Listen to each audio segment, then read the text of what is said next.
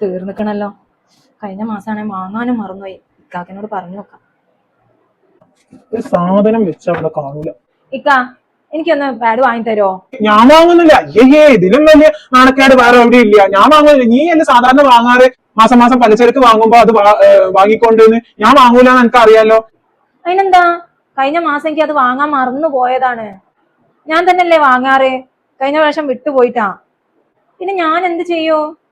ഇപ്പൊ വണ്ടി എടുത്തിട്ട് വേണം എനിക്ക് പോയിക്കോ. എനിക്ക് കഴിയൂലേ. മോനെ ഈ എന്താക്കാ, ഈ ഒന്ന് നമുക്ക് പാഡൊന്ന് വാങ്ങിക്കൊണ്ടോ. ഇവിടുത്തെ ഫാൻസിയിലുണ്ടാവും. വേഗം പോയി വാങ്ങി വാ, ഞാൻ ക്യാഷ് ജിപേ ചെയ്യാം.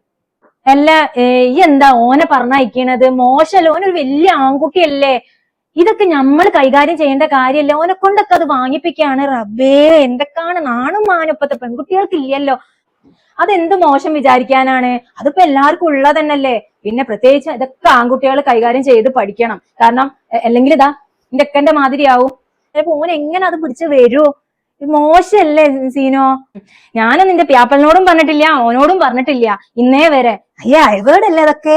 പക്ഷെ ഓൽക്കും കുറവാണ്, നമുക്ക് പറയാനും ഉണ്ടല്ലോ ഒരു കുറവൊക്കെ. അതാണല്ലോ ഇപ്പൊ ഞാൻ അനുഭവിക്കുന്നത്.